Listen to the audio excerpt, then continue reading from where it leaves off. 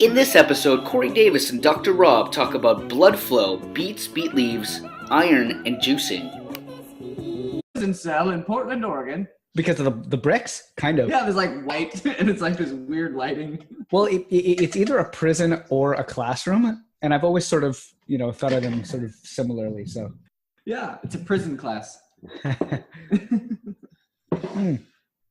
Buddy, you I pull got your carrot own juice this morning. See that? Oh, that's so much better than my acidic bevy here.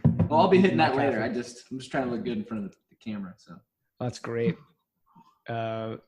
Actually, I recently bought beets, and they had the most beautiful leaves on top. Yeah. So I plan on juicing those bad boys soon. That's where all the iron is. A lot of people don't realize when they're like, "Oh, I eat beets for iron." It's the greens. That's where most of the iron is. Yeah. Vitamin K, the nitrates, if you want to get a good pump before your workout. Woo, some increased blood flow there, my compadre. Ooh, I like blood flow. Do you pull espresso? I don't. I had a grinder that will allow me to espresso, but I don't have a machine. I just have the Chemex, which actually I got because of you. Believe it or not. You're kidding. No. You taught me about coffee. Before you, I was just like, so what, gas station or? Really? Yeah. Wow. So thank you. Yeah, and I'm loving it. Man, I'm glad I could assist in the old coffee culture. I watched your videos, and of course us talking as we've gone on. I got a hand grinder to make sure they got a nice even grind. Oh man, come on. Now my ego's just, come on. You're just, all you, just buddy. Massaging it. It's all you.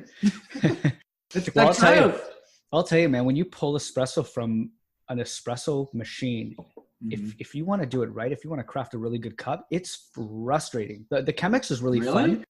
You get a gooseneck kettle and you kind of you do the twirly whirly and you make that perfect cup of joe. If you want to get technical, you can get the thermometer and then the timer. The espresso machine, holy Toledo, Batman, it is frustrating because you have to what do they call it? No, not grinding in. They call it, it's going to come to me now. When you basically have to set the grinder. And because if the particles are too coarse, the espresso will just gush out. And if it's too fine, it'll just like barely come out.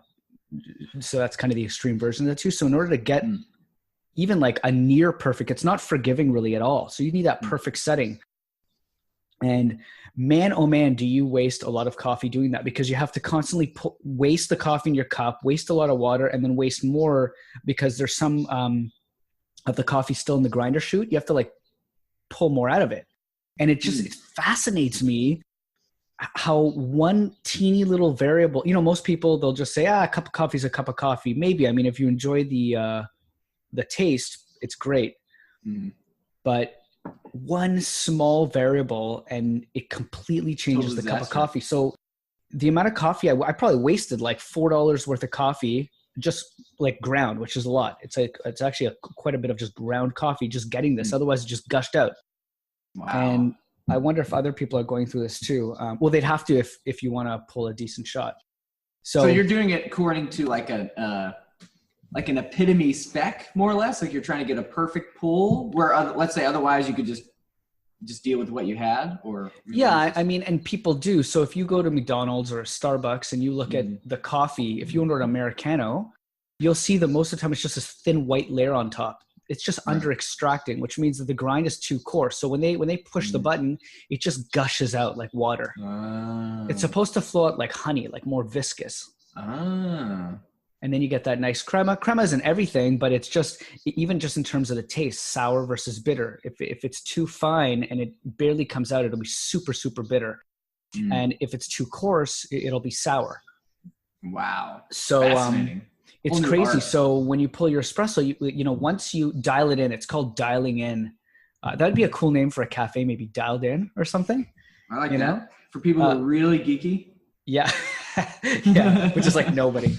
You have like zero customers. Rob's like, finally! Is that a new phone company that we're getting here? Like, are they competing against Telus? Yeah. You're the only one that's like, finally, the right coffee place. Yeah, they're like, another AT&T. Or whatever. I don't know. Yeah, buddy. But It's crazy, man. I tell you, like even just switching from coffee to coffee, now that I finally dialed this sucker in, I'm going to be getting the same bean next time because I don't want to waste anymore. Damn. Well, but I digress. I hope you can nail it, buddy, because I don't want Rob to have a not good cup of Joe. Who knows what could happen in a chat like this if Rob's sipping on something sour. Oh man, I'll just have like I'll have a sour face. That's it. Exactly. You're like, I don't know, fermentation. I don't get it. Yeah. Speaking of which, it's, some of the finest coffee in the world is fermented. Mm-hmm. What does that mean, Rob, with coffee? Like, let's use that. So people I actually don't know. Access... I really don't know. I don't know. I know. How about, I know a little bit about coffee. All right. It's simple with coffee. Okay. So traditionally, of course, fermentation is kind of it can be loosely interpreted, right? I think I would like to start off by arguing that fermentation is alchemy. It's just a transformation. I love that. Yes, it is. Right? It's a transformation of one thing to another. And that's kind of the loosest interpretation of fermentation that can apply to something like coffee, which is simply just set out in an environment where the fruit begins to ripen and then change a bit, right? So it's sitting out and it's fermenting. In other words, like the sugars are being converted into alcohols or other things before they actually disrupt the fruit, the pericarp, from the coffee bean, and then allow the coffee bean to dry and go through possible additional fermentation of conversion of those carbohydrates into other compounds. But it's not done under a controlled environment.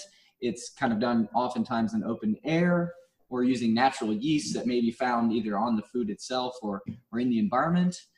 Similar with cocoa. Cocoa is another one people can access very easily in their understanding of food that we access on a regular basis that they may not know is a cultured food.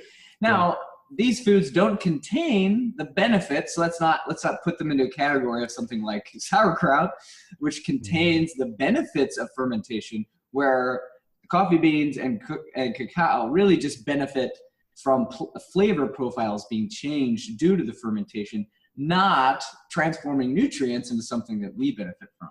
So I think that's important for us to distinguish off the bat, that as Rob and I are talking about fermentation, things like beer or coffee or cacao are fermented foods, but aren't necessarily healthy foods by virtue of fermentation, right?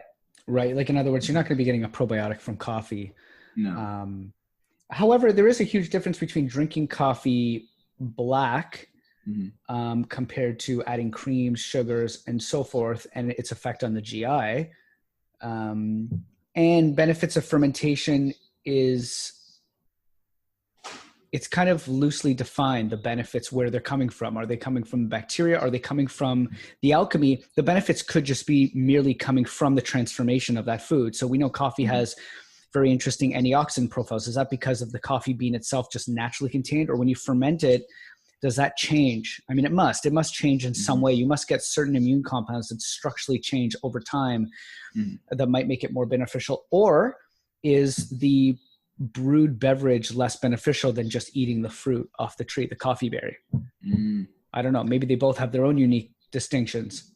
But so I think people think of fermented foods like what you just mentioned, probiotics like sauerkraut, kimchi, and so forth, which you take in and sort of to replenish gut flora, right? To create that microbial or add to the microbial world in your gut. But fermentation can also have benefits in many, many other ways too. Yeah. So, benefits in, of course, our own immunological and digestive world. Benefits to having a good time when you're out and you want to turn grains into good times. Grains into good times. From grain to good. That's right. That's fermentation, baby, in a nutshell. So I guess the simplest way to look at fermentation, of course, as we said, is an alchemical change.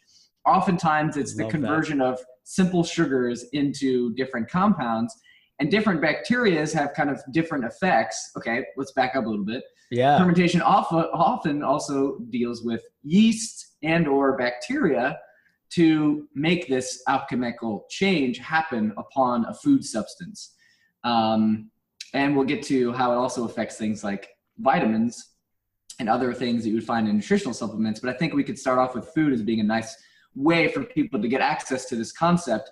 And probably most people listening or watching have an idea of what fermentation is, or else we would have found your way here. Yeah. So we want to try to add some additional value to your understanding of why fermentation is important, I think, on a daily basis. I mean, I don't know about you, Rob, but I strive to eat some kind of fermented food every day.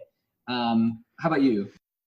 I probably eat one fermented food most days, I would say. Not every day, but more so in the winter, I would say, for me, for sure, because I crave those spicy kind of comforty sort of foods. So sauerkraut, kimchi in particular. Yeah. Those are my primary go-tos as well. Yogurts, but nowadays, like mass market yogurt, I don't even really consider it as a probiotic. It's all pasteurized, and I don't really know. It's hard to say.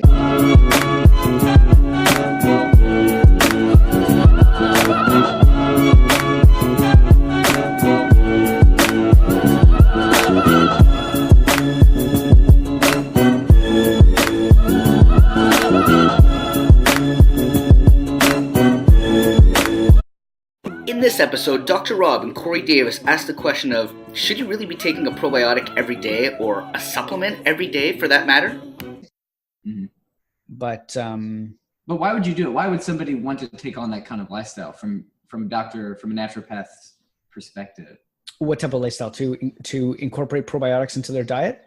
Well, fermented foods, fermented foods. Well, fermented foods are a staple of humanity, really. So I think just lying on that, you don't have to be a naturopathic doctor, even just as a human being, just knowing our history and knowing where we've come from, regardless of where we're coming from. Cultures all around the world have been surviving and thriving on fermented foods during time of famine, during times where food have been scarce.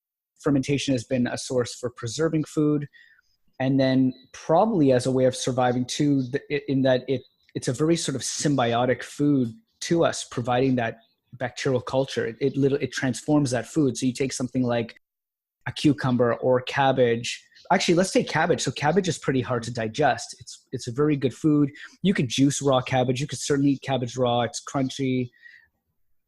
You could make coleslaw out of it. It's very good, but it's a sort of one of those foods that can create bloating and gas, right? It's hard to digest. There's certain compounds in cabbage that are just that make it hard to access some of the nutrition in there. So by fermenting the foods, you actually unlock a lot of that nutrition.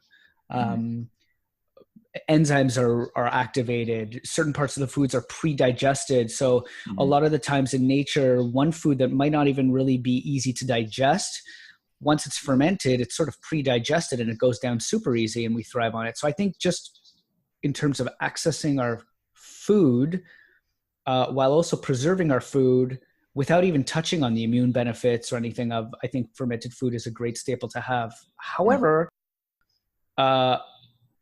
lately, especially, I've been starting to think about probiotics on a daily basis. In the natural health trend, especially in North America, we've been on this trend of consuming probiotics daily. It's a common question if you interview any naturopathic doctor and you say, if you had to choose one or two supplements on the face of the earth to take every day, which is kind of a stupid question to begin with, because probably you shouldn't be taking anything every single day. But what would it be, doc? And of course, it always is probiotic and fish oil. And I don't believe you should be taking a probiotic every single day as a supplement. Eating it is kind of one thing, if you're in a cold climate and that's your food and so forth, it's very different than taking a probiotic supplement, which I'd love to hear your feedback on, but maybe we could touch on some of the possible dangers of probiotics. And I love that idea. Let's dig in. So why shouldn't somebody take a probiotic every day, Rob? Okay, because it's bacteria and you can get sepsis. The end. Okay. I mean, if you have an open wound and you put bacteria on it, you create an infection. And in the supplement world, where we're obsessed with having high doses of bacterial count, well, we're not doing what we do in nature, which is kimchi. You're taking cabbage; it has some bacteria in there, but there's also all of that ferment, the ferment metabolites, that medium, that sort of soupy stew that has all those benefits associated. That's not the same case with a lot of the supplement companies, as you and I both know. When you take just a high amount of 100 billion CFU worth of bacteria, and you're just ingesting bacteria and you're doing it every single day, especially in the case where you have a lot of inflammation in the digestive tract, at a microscopic level, there are micro tears. You're having inflammation. It's like an open wound essentially in your digestive tract, and you're inserting tons of bacteria in there. It could lead to all sorts of problems that might not be apparent in the short term. You might not die or anything, but you think you're doing good and you might not be.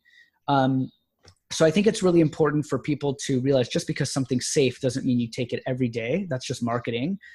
And I think it's important to understand why somebody would be a great candidate for something like a probiotic in the first place. And more times than not, ironically, it's when you have digestive problems, but you have to be careful. So if you just had a huge bout of diarrhea, for example, it disrupts your gut flora, right? All your natural ecosystem of bacterial that have been evolving over the course of your life gets disrupted, right? When you have a huge bout of diarrhea, or if you've had constipation for a long time, if you've had antibiotic use, as we know, broad spectrum, like amoxicillin even, it'll kill the bad bacteria, but it'll also kill a lot of the good. So you can have bloating and gas and discomfort afterwards. So that's a great candidate to then introduce some healthy probiotic cultures in. But should you be taking it, how long should you be taking it for? Should you be taking it for forever just because you think it's good for you?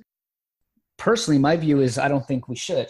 You take it maybe for a couple of months or so, and then, obviously ask your doctor about that. It's not medical advice, but you take it for a few months and then you stop. See how you feel. If you're feeling better, that doesn't mean just keep taking it forever. How do you feel about that? Yeah. So as far as my research that I've done on this, there's at least one infant death, right, due to actual administration of probiotics by a mainstream company. I won't name the name here, but if you want to learn more about this, just look at the recent of Consumer Reports. It was done last year at the end of the year sometime. They did a whole expose on supplements, and I know that in there they had one FDA investigated case where a baby was administered a baby formula with probiotics, and it was just like you're saying. It was there was a bad strain in there.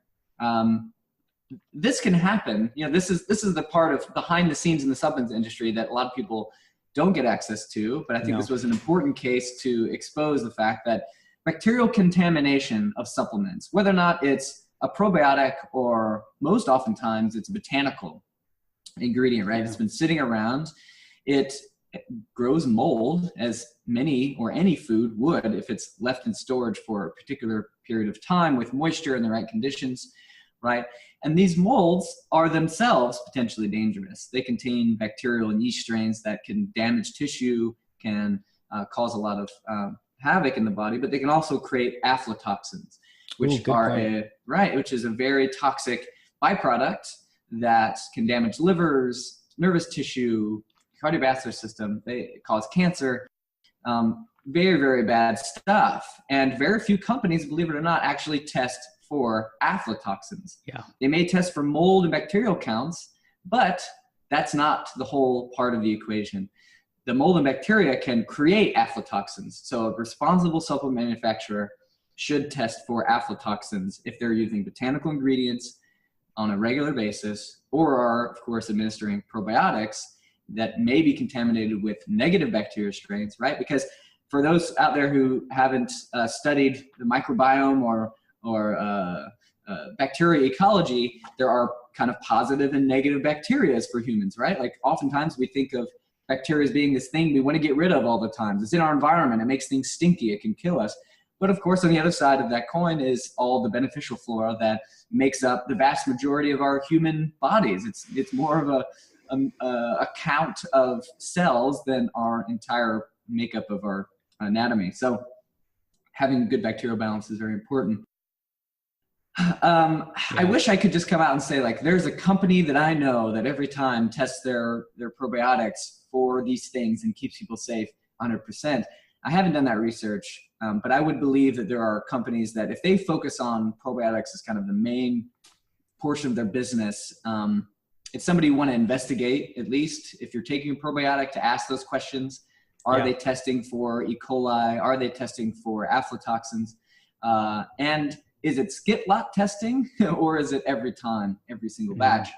So these are just important questions for anybody taking probiotics to stave off the potential negative ramifications, which if you're taking probiotics daily, you may not realize that you're taking something contaminated and it's creating the issue, because it's subtle oftentimes. It's not going to kill you immediately. It can just kind of disrupt things, and you may not know that it's actually a bad bacteria that you've interacted with through your supplement.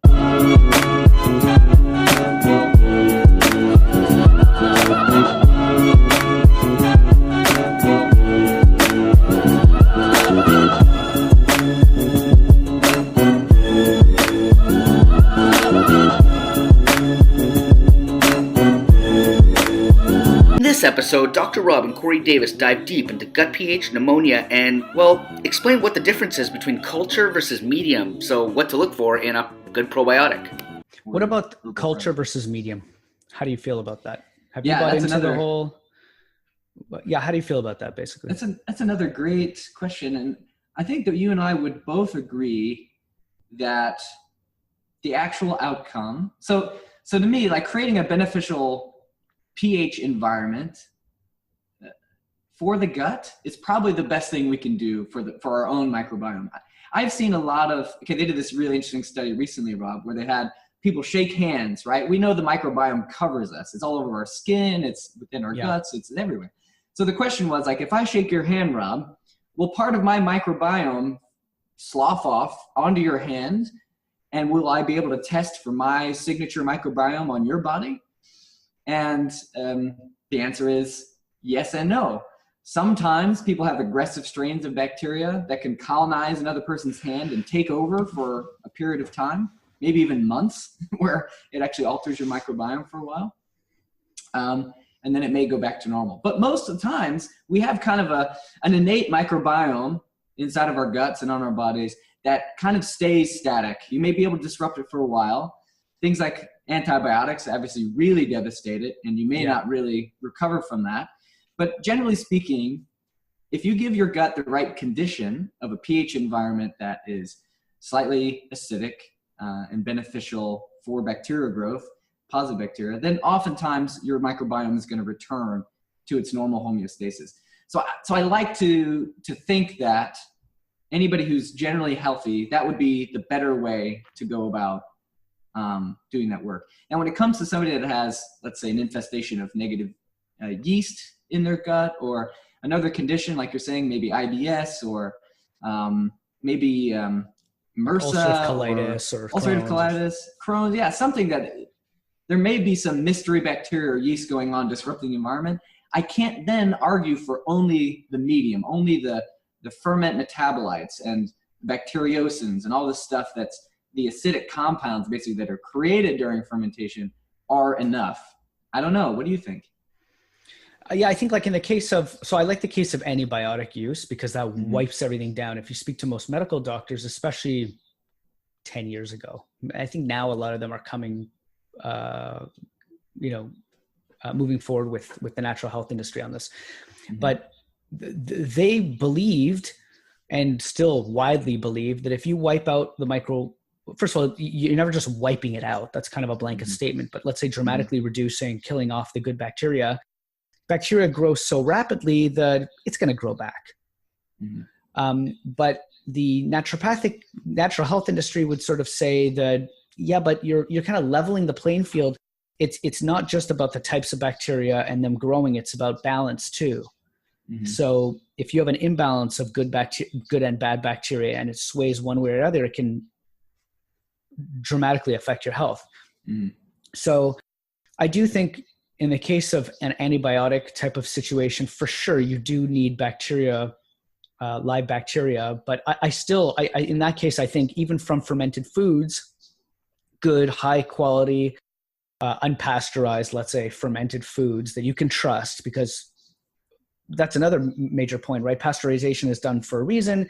It's actually very good when you're dealing with the mass market, because you don't want to get E. coli or some bacteria that could be dangerous to you. But if it's done properly, if it's local, if it's somebody you trust, they've been doing it for a long time. Anyway, you know what I mean, right? If you're eating fermented foods, I think even still that should be enough. Most of the time, I think the reason why people have so much problems is because they'll undergo antibiotics, or they'll have a huge bout of diarrhea or constipation or IBS. And they're not eating these foods. They're eating more of that meat, potato, bread, cheese diet, so that's where they're sort of missing out. Yeah, they're creating an environment for their gut to proliferate bad bacteria rather than good in bacteria. a situation when they've already, so I think in that situation, eating more fermented foods is good. Supplementation, sometimes I think, I mean, if you're at risk for developing, let's say, pneumonia or something where you'll be in the hospital for surgery or something, I think having good quality probiotics that have higher dosages are warranted, but you don't want to be taking them forever. Yeah, I'm with you. I think that there's something to your own. Now, of course, if somebody has a serious disorder and they want to change their microbiome, I think that there are ways to do that. I know that there's a new implantation method, right, where you can actually take somebody's stool and blend it and implant that into somebody else and get some really fantastic benefits that I'm seeing. So because there's benefits there, that means that people can develop a kind of a homeostatic, let's say, set. Like this is my microbiome and it's made up of this. This can be a negative microbiome, right? And it can create neurological issues, can create digestive issues, all sorts of stuff. And then if we change it, then we can actually create better health. So I think that there is an argument there that if that is one's condition, if one does have a overly negative natural microbiome, adding bacteria to that, if done properly, can really affect people. Yeah. And I've even seen people become more mentally acute, almost more intelligent in the way that they think and process information when they make their gut more intelligent by actually introducing bacteria strains that are perhaps superior than theirs. This is just anecdotal. I don't know if there's any research on that. So I think it has more to do with the food. So it's part of it, but it just so happens that a lot of foods that contain these strains, is it the bacteria? I mean, it probably has something to do with it, but those foods tend to be super nutrient dense. Good point. They just do. And typically meals that you would eat with fermented foods are also probably more nutrient dense, probably contains more fiber. If you're eating these foods, first of all, a lot of these things are salty too. So you might be drinking more water with it. There's all sorts of things. Mental acuity, that's my number one neurotropic, right? The old water pill. Right. H2O. It's a chemical. Watch out. All chemicals are dangerous. Yeah. That's right.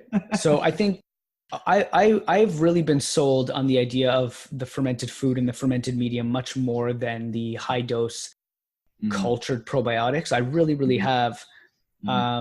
I just think the high dose cultured probiotics, they just die off too easily. I've been really sold on that. I really do. I believe it. And I just think you need both. If you've had surgery, or you have antibiotics, or you're at risk of pneumonia, or if you're older and you might be at risk of a hip fracture, having high quality probiotics that have a very good medium with a higher count of probiotics, I think that's the ideal situation. You want to have that by you, because if you're at risk of hip fracture, I mean, it's textbook. You're going to end up in the hospital, and you're at high risk of developing pneumonia, antibiotics, and then, worse.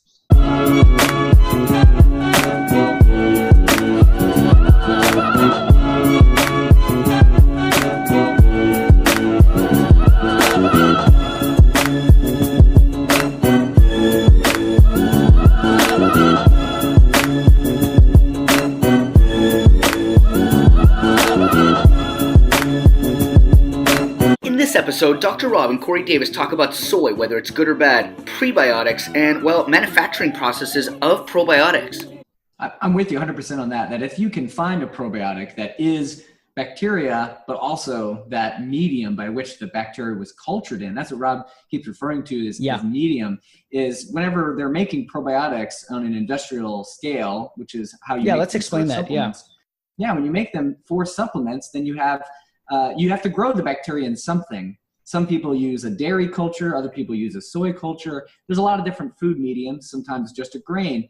And that medium becomes rich, just like the kimchi or just like the sauerkraut or whatever fermented food is rich in acidic compounds and transformed nutrition that is also beneficial for your gut and your other bacteria that already exist in your gut. So when a company cultures in a medium that is beneficial, and then includes that with the bacteria, it's almost like, imagine the bacteria are at home. They have a nice place to live. They have shelter.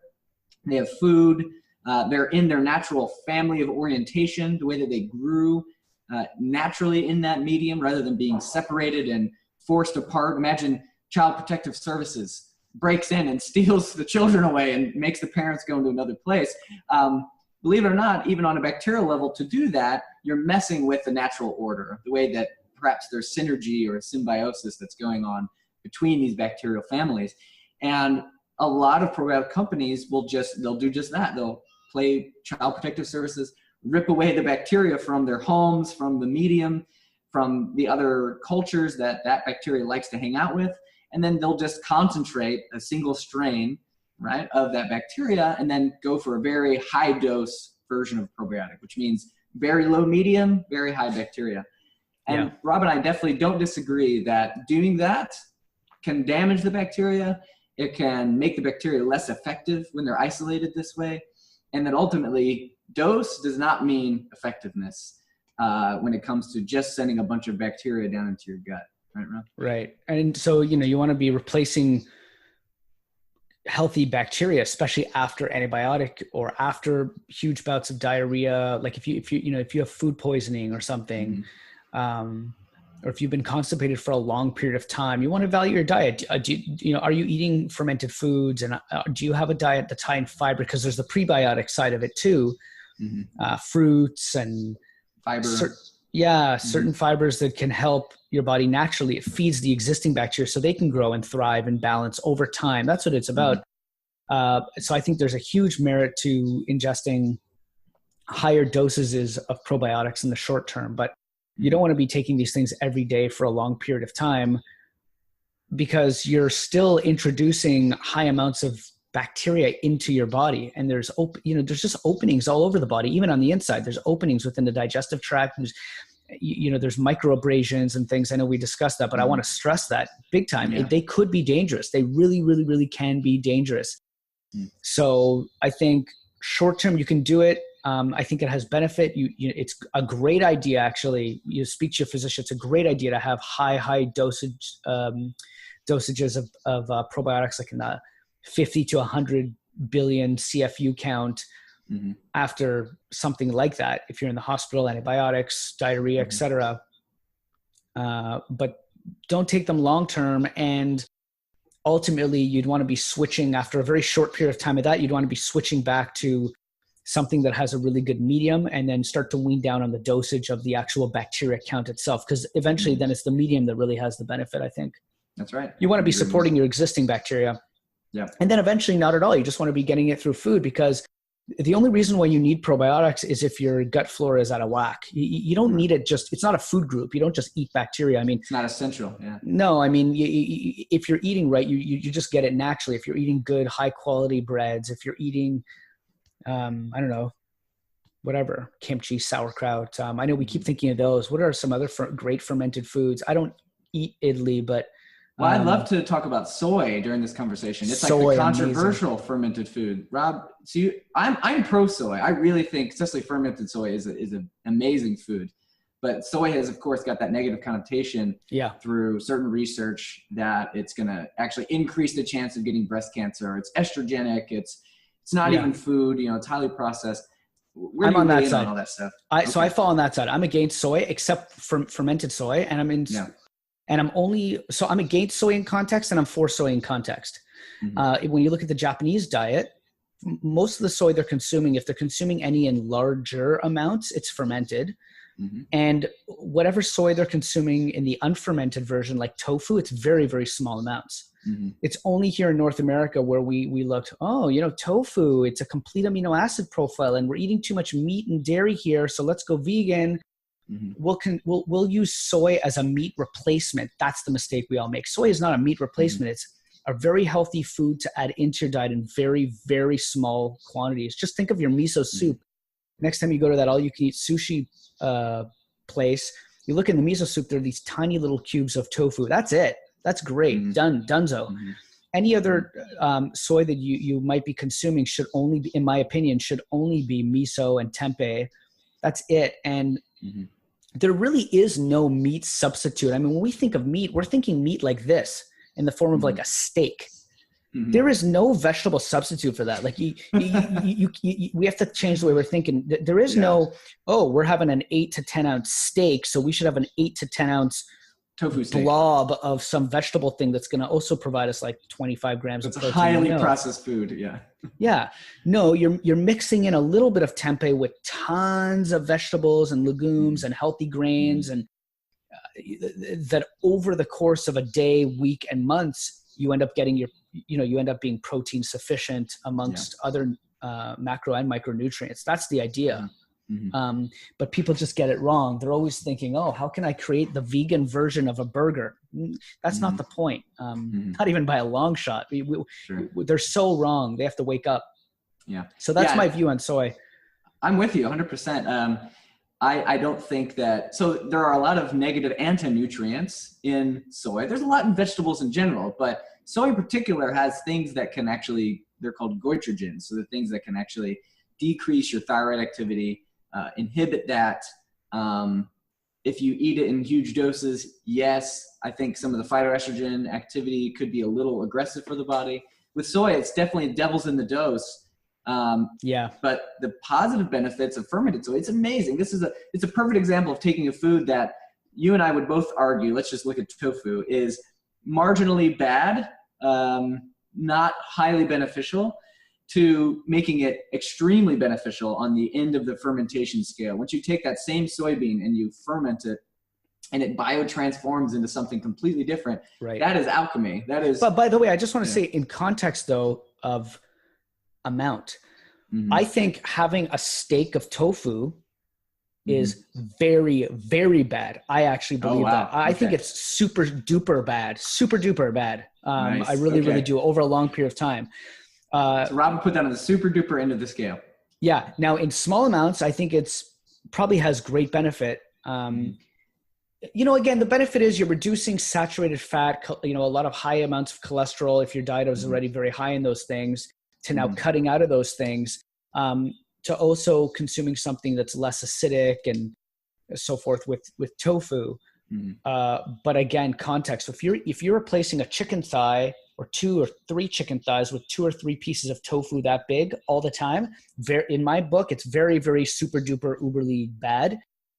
To your point about the tempeh being like ultra insanely good. But again, in context, we don't know what's going to happen if you're eating, again, 3 chicken thighs worth of tempeh every single day. That's just, so North American of us. Like, it's just, it's ridiculous to think. So we want to be doing things in context, smaller amounts. And then the hormonal side of it, you look at the soy isoflavones, the supplement industry, another thing, they just totally exploited this.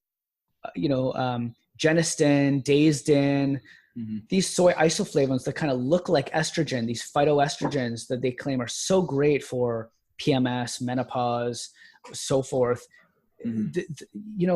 First of all, I don't even think they're good in the context of tofu, unfermented. I think they create havoc in the body. Now I'm talking about in large dosages over a long period of time. So that's context. But then the supplement industry also, when they're extracting the stuff, they're probably using chemicals, and then you're losing all the other compounds from the soy too. So it's like another story altogether versus the tempeh, the soy. And actually, I got this from Paul Schulich in his book. I didn't even know this before he mentioned this, but the soy isoflavones actually change structure and name when they're fermented. So Daysdin, IN, Genistin, IN converts into EIN, Daysdin, Genistin. So the structure is slightly different. And I think that's one of the reasons when you take these soy isoflavones from fermented soy, like natto and tempeh and miso, the benefits are way, way, way better for hormonal health. Like, I believe you can take those very beneficially for menopause, PMS, and so forth. Incredible. Yeah. That's amazing news for people. Because I feel sorry for soy because of that, because it gets lumped into this category as like this singular thing, But and then GMO is the other side of it too, right? Yeah. It's highly, highly exploited, genetically modified crop, and that's another story altogether, right? Highly sprayed too with pesticides. So organic and non-GMO are two hugely important with soy. Probably more than most any other food that's consumed because of the sheer volume of the and it's not that expensive, and it really isn't hard to find at all anymore. Organic, non-GMO, project verified soy. tofu, It's kind of the tempeh. norm. Yeah. Just keep your eyes out. Don't buy the super, super cheap stuff. It's not worth it. No, like spend $3 instead of like $1 and you're good. You know, Exactly. or just don't You're eat worth it. Yeah, you're worth it.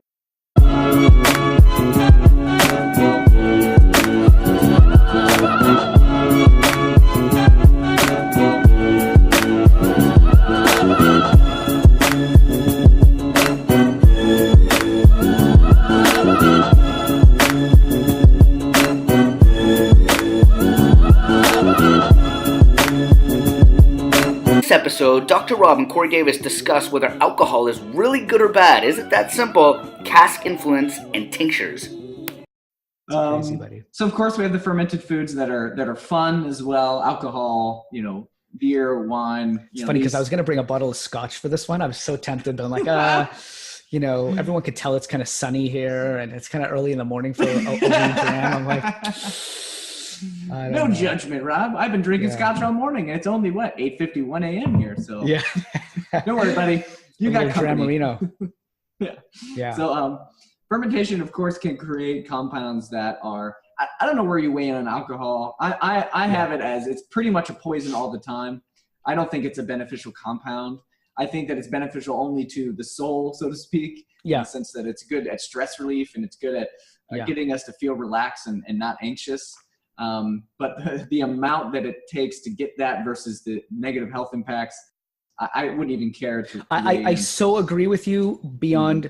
I mean, when you think of like a shot, like a 1 ounce, let's say of like a 40% whiskey or something, maybe in the context of one of those or even less, depending on the person, genetics, all of that. I mean, argument. So, does it thin the blood a little bit and can that have some benefit over time?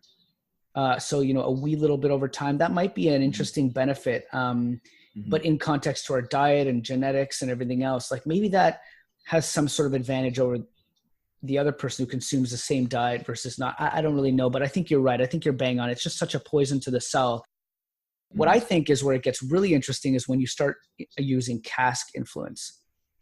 So taking something like a vodka versus a scotch, or just like that whiskey that comes out when they distill it originally is clear, just like vodka. But you take that clear solution, you put it in a cask that previously had either bourbon in it or sherry, that fortified wine in it. Now you put that clear fluid into the cask and you leave it there over a long period of time, years. The alcohol is a solvent. It's like a botanical tincture. You're extracting all those compounds from the wood. We spoke about it last time, vanillins and all these interesting compounds. So now you have a scotch that smells and can taste like so many different flavors. Like with coffee, you can like bourbon casks, you'll get a lot of honeys and vanillas and butterscotch and toffees and things like that. The sherry will impart certain flavors of oxidized sherry over a long period of time. Raisins, prunes, you might even get apricots. Then depending on the amount of time you put in there, you might taste apple, pear, and so forth. And it really is remarkable. It really, really is. If you start tasting certain things over time and your palate gets used to it, you experience these different flavors. And it's fascinating. These flavors aren't just there because they must have an impact on the body in some way in small amounts. I mean, if you're just going to booze it, forget about it. You lost. But in small amounts, tasting these things, it could be a tonic. You could be tonifying the body in certain ways. What is small? I mean, I don't know, half a shot to a shot, sipping it over half an hour. I don't know. Nobody knows. But I think in that case, I mean, so we know that alcohol has a bitter component. Now, I don't know if it's the alcohol itself or once you extract some of these compounds from the cask, you get this sort of bitterness. But I know with scotch, some of them can be considered as digestives. Or digestives. So, you might have it after a meal and it kind of can help, with the digestive process or, what if you're having that small little amount instead of that dessert? Maybe both are bad, but is that a benefit over time? Right. I don't know. So I think it's just really, really interesting, what you're distilling from the grain and the alcohol, that's that poisonous byproduct from bacteria or yeast. And then what it does to extract compounds. I mean, we know that if you just take ethyl alcohol, and you mix it with herbs. I mean, that's how herbs have been used for tinctures for a long time, maybe hundreds of years, maybe more. Mm-hmm. And those have beneficial properties for sure, but in specific dosages. Right. In fact, there are some interesting tinctures. Small dosages have one effect and large doses have another effect. Lemon balm, for example, right? We know at smaller dosages, it enhances mental awareness, focus, and so forth. At larger doses, it has more of that calming effect. So you have opposite effects at different dosages, which I find is fascinating. Totally. But you could take lemon balm and use alcohol to extract it. So is that bad? Is the alcohol bad? Alcohol is, but the alcoholic beverage that's created, that tincture, is very good in context of dose, magnitude, and how long you're taking it. So, yeah, I'm with you. What do you think?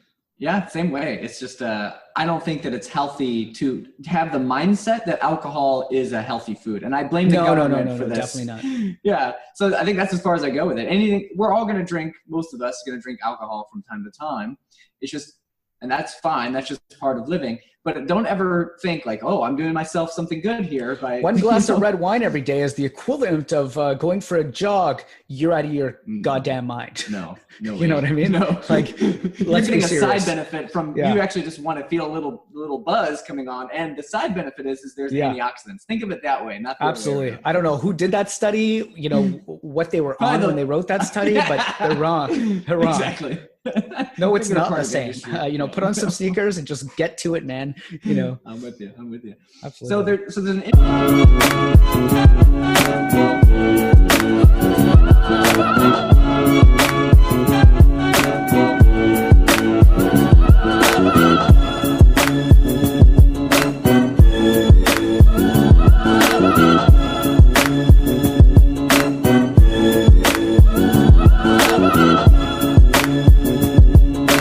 In this episode, Dr. Rob and Cory Davis dive deep into vitamins and mineral supplements. Are they good or bad? They dive into the manufacturing process and really give you an idea of what is the real difference between synthetic or food or other types of nutrients within the natural health industry.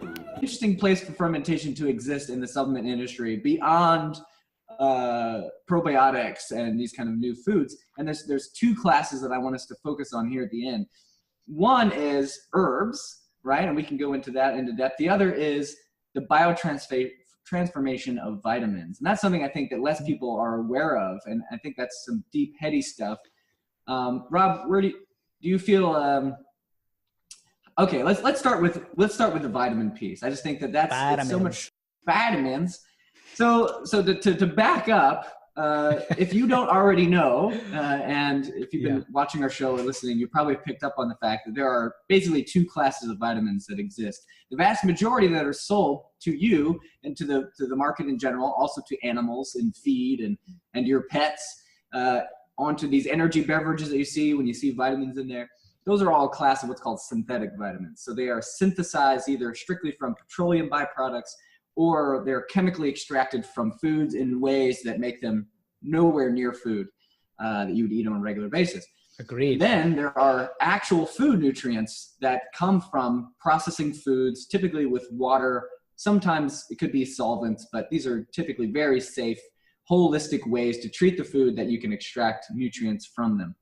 It's a whole different argument whether or not those nutrients are the same as food. If you've also tuned in our previous shows, you realize Rob and I are pro-food every time. If there was an equation of get this much beta-carotene from food versus this much beta-carotene from supplements, we would choose food 10 out of 10 times. Given that, people are going to consume vitamins, and they're going to consume synthetic vitamins.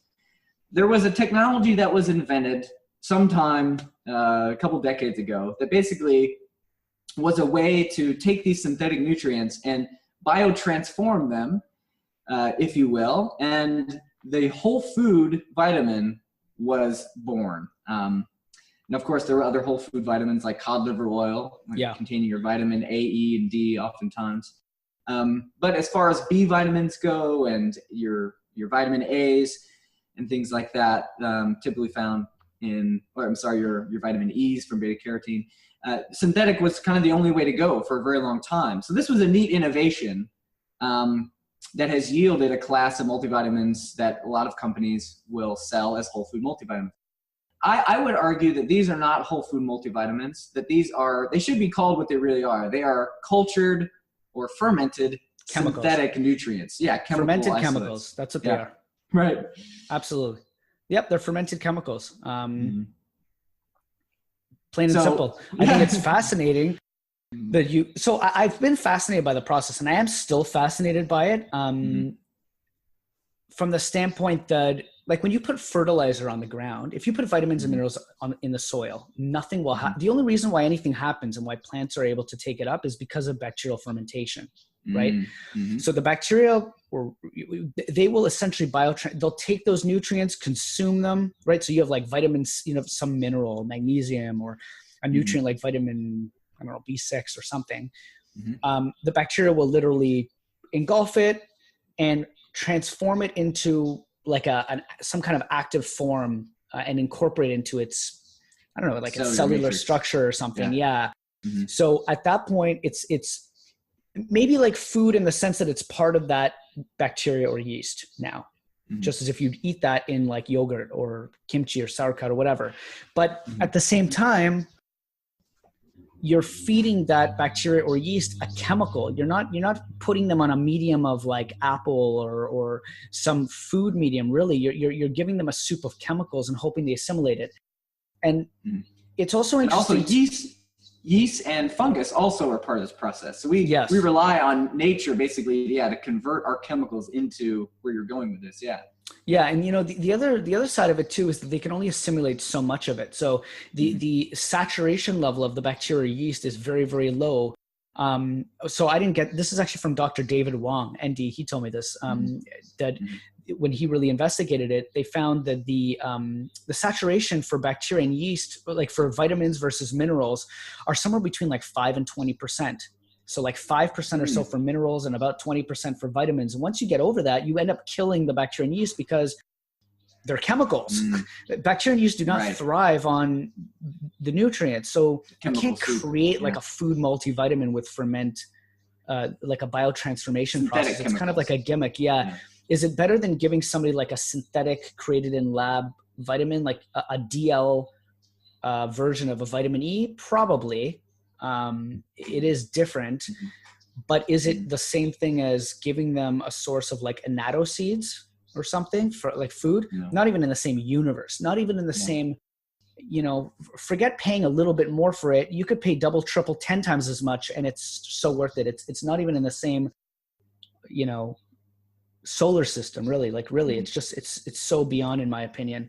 Well, here's one. So these companies will market it as saying they have the cofactors. Cofactors are something that kind of disrupted the supplement industry, let's say in the 90s and the 2000s. It was all about cofactors are really important.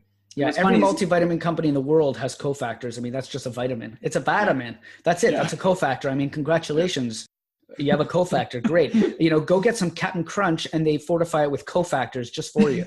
I mean, So, but in this class of multivitamin, where let's say they take synthetic ascorbic acid and they feed it to yeast, and then they also add things like CoQ10, I don't know, let's say other cofactors, or that there are cofactors created during this fermentation. That's beneficial, but you don't get the same cofactors. You're just getting basically the same byproducts of fermentation with every vitamin as a cofactor. Not if you were to eat an amla, or a natto or something like this. Those cofactors are what you find. You're not really getting food. You're getting poisoned bacteria and poisoned yeast. Nice. And most of these whole food vitamins, what they do is they have some fermented foods and fermented herbs in them, in addition to the poisoned yeast. That's what I'm going to refer to it from now on. It really is. It's you're poisoning yeast to the point that you're just not killing them yet. And then you're putting in proteolytic enzymes to take apart the cell wall of the yeast and exploiting the insides and calling it a food. And then you're mixing that with a little bit of foods that are fermented along the process and a little bit of herbs that are fermented along the process. And both of those do have benefit, but when it's like in a tablet, in context to magnitude, you're getting so little of those two that you're way, way, way, way, way, way better off eating cultured food in your diet, or getting something having it in like a powdered form, if you're getting like a cultured whole food in a powdered form, or just a whole food, like a freeze-dried whole food in powder form, it's way, way, way, way better. Yes. So I'm very fascinated, and I love the fact that they incorporate whole foods into the multis, or whole herbs, fermented herbs in with the multis. That's a huge innovation over what used to be. Yeah. But is it the best? No, not even close. Nor should it be marketed as whole food. That's the problem, right? I agree. Marketers ruin everything. To quote one of our favorite marketing gurus, this guy right here. Yes. Here's a perfect instance of that, where like nature is like, hey, look, I made these great whole foods, and then marketers said, well, we can't make money off of that, so let's create chemical isolate vitamins, and then let's feed them to yeast, which are kind of like food. I mean, we eat yeast, right? And then add other foods to them and all these other chemical components, and then stabilize it with pH balancers and anti-foaming agents and whatever else. Yeah. And then call that thing whole food that was, in our mind, equivalent to the thing that's growing on the tree. So I hate to invoke blaming the marketers, but they really did a mess. When I think you're undoing it here, let's call it what it really is. Let's call it poisoned yeast multi with added food to it. And to some of these companies' credits, I think what they're trying to do is they're trying to solve both sides of the equation. When you're trying to market a whole food formula, right, as like a multivitamin, consumers are trained to be looking right at the milligram dosage. So that's how they think they're savvy. They're just way, way too late. That was, 10, 15 years ago, where you would look and be like, the B6 isn't really as high as the other guy, so I'm going to go with the other guy, or whatever. You were slowly, we've trained society to think about dosage of multivitamins, of isolated nutrients, regardless of the form, synthetic, natural, whatever. And so I think these whole food companies, one of their biggest objections from the consumer and from retailers was, gee, there's so little B6 in this whole food. I can't compete against this. It's so expensive. You're selling the organic whole food at a premium, but it contains very little B6 in terms of milligrams. Yeah. I'd rather just sell this B100 complex for $11.99 or whatever. And consumers are asking for it. So that's the objection. So now what these companies have done is they've sort of created both worlds, where they're introducing some whole food, some herbs with that fermentation tagline on it, which is very interesting, with then these biotransformed nutrients. And, there's still merit. I mean, I think, like for digestive health and for immune health, you're probably, I mean, I think it's pretty safe to say you might experience some great benefits from taking a product like that. I mean, I'm not recommending it to anybody, but I think you might see some great products. But when it comes to, let's say, a lifestyle change in order to incorporate more fruits and vegetables into your diet, in terms of like hopefully reducing chronic disease risk, or making a difference in terms of how you nourish your stress response, or something more complex, inflammation and so forth, you're not going to see as much on those. You're better to get like a freeze-dried whole food product or something like that. That's my opinion. I don't know. What do you think? I'm with you 100%. Yeah. It's rare to find a multivitamin. Okay. I'll just say this. It's impossible to create a multivitamin that can replace nature. And that's the whole definition of a supplement anyway, right? Like that's what we often lose track of, is these are supposed to supplement a healthy diet. Supplements are not meant to like, I'm taking a multivitamin, I can eat whatever I want and feel like I can get away with it. So I'm pro supplementation. Rob is too, when it comes down to true deficiency.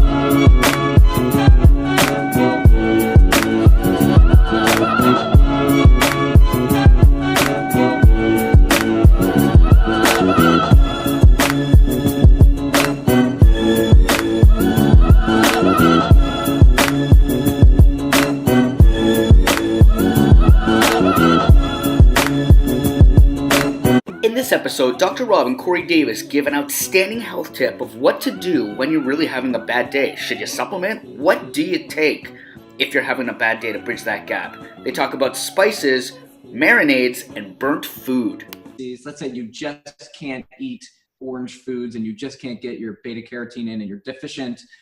Supplement, but supplement with the closest thing to a whole food as possible if you really care about your health. It's kind of like if you have a bad day diet wise, so you take this pill, kind of, introducing some sort of nutrition so it's not maybe as bad. which has merit. But I'll tell you, the number one tip I've ever learned, the single best health tip I've ever learned for that, if you're having like a bad nutrition day, what to add into your diet, it comes down to spices. And where I got this idea from was in terms of marinating meats. So imagine you take meats, you're charring it on the grill, right? You're creating that char. Yeah. So many incredibly, horribly bad chemicals that are created in that char process. When you marinate meat though, those chemical compounds are dramatically reduced. I forget, I wrote it in my book. I think it was like sage, rosemary. There's a few of them. It reduced it by like 60% on certain chemical compounds. Unbelievable. It was dramatic. So when you think about, let's say you're going to McDonald's or you're going whatever, you're eating some fried food, you're taking fat and you're frying it. You're heating it at high temperatures, creating that oxidized, damaged fat that's so unhealthy. One of the greatest things to add into your diet, if you are going to do that, is if you're cooking it at home, before you cook that meal, add spices into the oil itself to help protect the oil. Turmeric, oregano, crush it. Make sure there's a lot of antioxidants there, or at least take some kind of like spice capsule, soft gel, something. So you're sort of mimicking that in a way. I think that has tremendous. So herbs, I think, can play a huge role that way. I agree. But yeah, in the multivitamin category, that's a category that. Yeah. I think Rob and I would say mostly stay away from, so fermentation, we're positive, right? This is a very positive view of fermentation in foods. But when it comes to a multivitamin, fermentation doesn't add a whole lot of benefit, because now we're past that time when we need just synthetic nutrients, or that the industry was using just synthetic nutrients and then fermenting them. There are new classes of multivitamins that are as close to food as we've ever been. And usually like in powder, like something where you can get a hefty like spoonful or like a large amount. If it's in a capsule or tablet, it'll be in like a larger dose. You're going to have to take more, but that's okay. You're not going to get nutrition in like one soft gel of a product, no matter what they're putting in there. It's just, you can't. I mean, don't be fooled by that. And also the other thing I just want to say is that, isolates, if you're taking, selenium, magnesium, whatever the nutrient is, doesn't mean it's bad. You could use them therapeutically for many different things, but I think people now think that isolates are therapeutic where whole food is not. No, it's the opposite by far, but you can still use isolates as therapy. I mean, they have huge merit when you compare certain high dose nutrients to, let's say, pharmaceutical drugs. Oftentimes you'll get either tremendous supportive benefit or tremendous benefit over and beyond what the drug is doing. A lot of the times you can often wean off certain drugs by introducing isolates, high dose vitamins or minerals, through supplementation. So you can do that, but it's best to be doing that with the supervision of some kind of physician, somebody who really knows what they're doing, so they have your whole case and they can monitor. So there's, I've used B6 for carpal tunnel syndrome with great results. I've used, tons of things, but in terms of nourishment, in terms of chronic disease, there's no replacement. You just can't. Yeah. So fermentation has also arrived in the herbal world, in plants. You can now get arishtams. Hell yeah. So we're talking about taking a botanical ingredient like turmeric, for example, and then you can actually culture that using bacteria and or yeast and a culture medium, similar to what they're doing with probiotics when they're making them industrially. But you can put an herb through that same process. And the science is fairly new. I've talked to one of these companies that they do this for people. You can send them a botanical and they'll ferment it for you. And we know a certain amount of the compounds that are created during fermentation. We know about these things called bacteriocins. We know about ferment metabolites. So there are certain extra compounds that are made whenever a bacteria is eating sugars. Certain bacteria, create these beneficial compounds. And we know that the botanicals are being pre-digested, quote unquote. So that means that the carbohydrates are being converted as they would in our own natural digestion, because part of digestion is actually fermentation. Our bacteria pick up on fibers and nutrients and biotransform them before they send them through the gut wall into our bloodstreams in order for us to benefit from them. Right? So this happens all the time within our bodies. And there are certain companies that are doing that to the botanicals to allow, let's say our digestion is weak and we don't have a lot of that beneficial bacteria to make these conversions for us. We can kind of do that externally and still get those benefits. So I'm a fan of this movement into fermenting botanicals. using the right bacteria strains. They come in liquids or powders. And as long as they're organic and they're using proper yeast and proper bacteria. There's one thing that I learned through researching yeast is that some of the yeast, especially the ones that are used in mainstream winemaking and beer making, contain things like chemical defoaming agents, chemical additives that are ultimately things that aren't beneficial or healthy for you. And if you're using organic yeast to do fermentation, you're really benefiting your health to, of course, not be. They grow on different mediums. So the organic yeast, I think, can only grow on a wheat medium, I believe. I'm not 100% sure on that. I can't remember now. And that's why the company you and we used to work at, they couldn't put the gluten-free mark. It had to just be less than, I think, whatever, 20 parts per billion or per million or whatever the gluten thing. They had that statement. They couldn't put gluten-free because you have to use it in organic yeast, something like that. I can't remember now. Whereas non-organic yeast can be grown in all sorts of crazy mediums. Yeah, it can be contaminated. So, Rob, what do you think? Would you, I guess, do you take any fermented botanicals at this time? And I guess, would you recommend in any way that people look into this technology? I don't take it at this time, but I am fascinated by it, and I have taken them, and I do. Well, I mean, I drink kombucha every once in a while. You know, I use fermented foods. I'll drink kefir. I eat a lot of fermented foods, but no, I don't take fermented botanicals, but I do think they are incredible. Fermented turmeric, fermented ginger, fermented holy basil, I think fermentation, you're getting pretty much all the benefits of the non-fermented, but much better. Plus benefits. The culture. Yeah, you're transforming the food into something incredible. But I do think dosage and magnitude and expertise play a huge role. Using any strain just because you think it's hip or cool to ferment these things now and taking a dosage that you're just kind of guessing as a company, that's crazy. You can't say that that's going to have benefit. Arishtams have been used for, 1,000 years in India. So you need to be leveraging that experience if you're going to be taking it.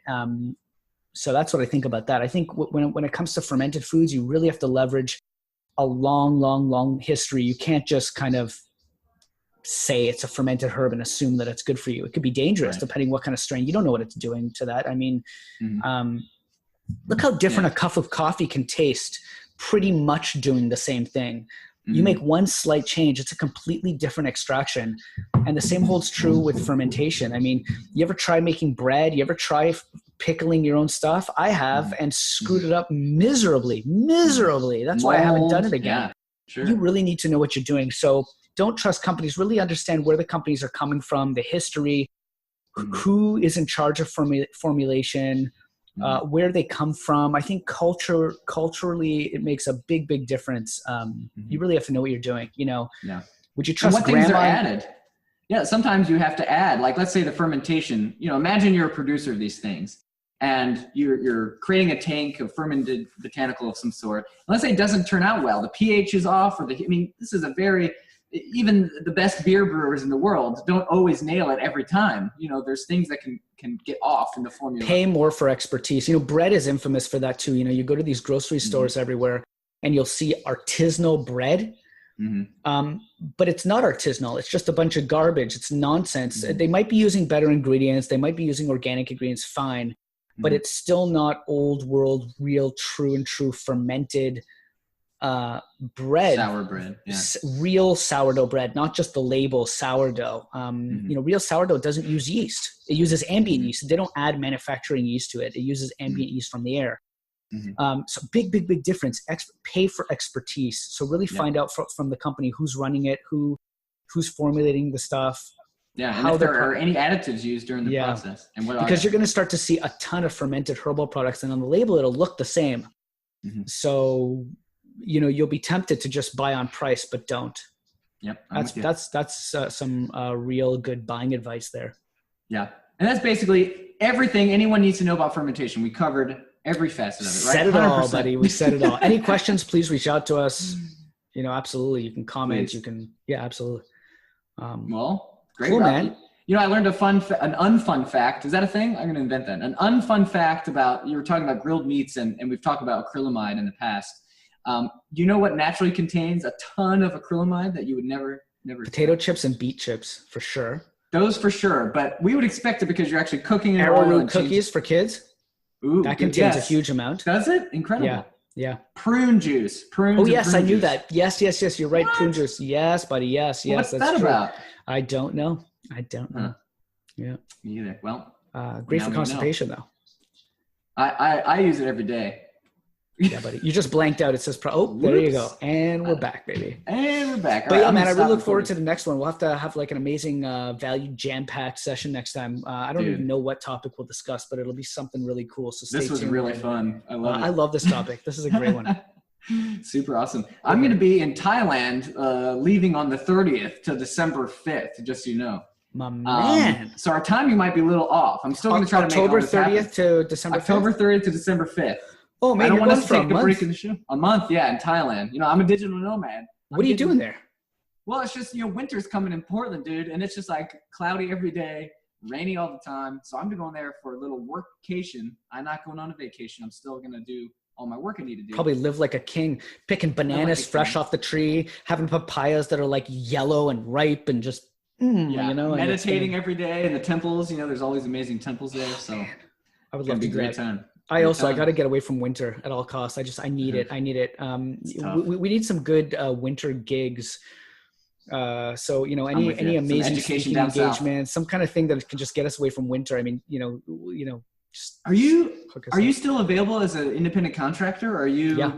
Yeah. Wow. Okay. So I've been talking to my friend Marcy, who I met during the building of Product Conscious, and she works for CW Hemp, which is yes. Okay. I don't know CW, oil. But I know hemp companies for sure. There's a ton of them. They're one of the major ones in the United States, and they're just now increasing. So she's creating a education initiative, and she just contacted me on this yesterday. She wants to do independent contractors to do education, like on the East Coast, on the West Coast. Yeah, and smart. Is kind of building that team, to have granularity. So she wants people that are really good at science to be on like the expo and the science panels, and then people that are good being emotional and connective and storytelling in the stores and doing some of the, more the emotional work. Really intelligent approach to education is not the top down, but a bottom up kind of who best meets these customers where they're at. So anyway, long story short, I talked to her about it. She wants to put me forth to CW Hemp and have me chat with them or consult with them on how this works. Yeah, and if it's approved, this concept of using contract educators, it's something that if you're interested in, you're of course on the East Coast, I'm on the West Coast. Right. There might be some opportunities for you to do some larger speaking events or something like that. I'm very interested. Very interested. I love hemp as a subject. I love pretty much everything there is to know about hemp. I love it. I have a lot of experience teaching retailers how to sell hemp products here. Amazing. But still only scratched the surface. It's such an incredible category, hemp, and massive. It's coming. It's going to explode, and I think that's a very smart approach to get good quality contract people. And I think their focus on education will be a huge strength for them, because that's what you need. You need to build that brand awareness, especially now that it's, I don't want to say it's the wild, wild west, but it kind of is in a way, right? It's sort of like CBD. It is for sure. For CBD, but even with just hemp products, hemp protein, hemp for like textiles and so forth, it's still only really starting to move forward. I mean, we barely scratched the surface, I think, because of the stigma involved. So I think education's key, and raising awareness is key. And those who invest in that strong foundation now to build that brand awareness, I think will end up coming out on top later victorious. On. So if there's an option there, I'm so interested. Good to know. I think that's wonderful. CW. I'll have to check CW Hemp. So it's Charlotte's Web. And Charlotte's Web. That sounds very familiar. I don't know if we have that here in Canada though. I don't think there's distribution there yet, which is another thing to talk about. Charlotte's Web. They were on the news. They were one of the few that were brought into mainstream news because of Charlotte, the girl that had like massive seizures constantly. Yes, that's where I heard about it. Yes. I don't know if we actually have it in Canada though. I remember hearing about that. It was like a big news release. Yeah. Yeah. So they were the company that were the ones that supplied her with the CBD, and they named a strain after her called Charlotte's Web. Yeah. So this is the strain that was used to help her with her seizures. And they're they're growing leaps and bounds. They're still a startup company, but so they need a lot of nimble people that can do a lot of different things.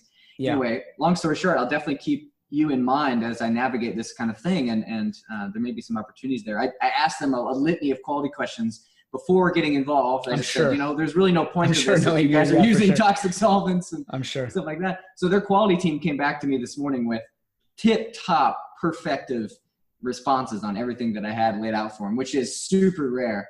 So from a quality perspective, you got my stamp of approval as well. That's good, because I'll tell you, your quality approval is like the gold standard, buddy. Yeah, if not my level, above, way above. I mean, yeah, 100%. I would easily trust your judgment, blindfolded on that one. So thank you. So yeah, so I'll let you know what evolves. Yeah, I'll be having conversations with them this week and into next. Great, that sounds like an exciting opportunity. You know, whether this works out or not, I think for them in general, I think it's a great one, but I'd love to be considered. That's very exciting to me. So thanks, buddy. Thanks for thinking of me. Yeah, of course. So next Friday, I'm still good. So we'll hang out then again. And, cool. And then that's the last one before you, before I depart. Yeah, exactly. I'm so happy for you for Thailand. Thanks, man. Oh man, I am so happy for you. That is going to be such an amazing kind of getaway, culturally, mentally, just whole new world. I've never been there. So my first food wise, you know, the thought of picking, so we just went apple picking, and just because that's in seed, it's like that's the last thing that grows up here in Canada right now for like 6 months, right? No, besides potatoes. You know, I don't know. I don't even know why I had that accent, but anyway, it's like Tom Cruise in that movie. You know, oh, we gotta get us some potatoes. But the apples, when you pick them ripe off the tree, what a huge difference compared to just getting in the supermarket. Incredible. That's with all of our food. When you go to Thailand, you're going to be picking it off the tree, right, buddy? Right. And it's cheap there. Like you can stay in a hostel for $5 a night. You know, meals are $2. You know, so I'm saving money staying there for a month.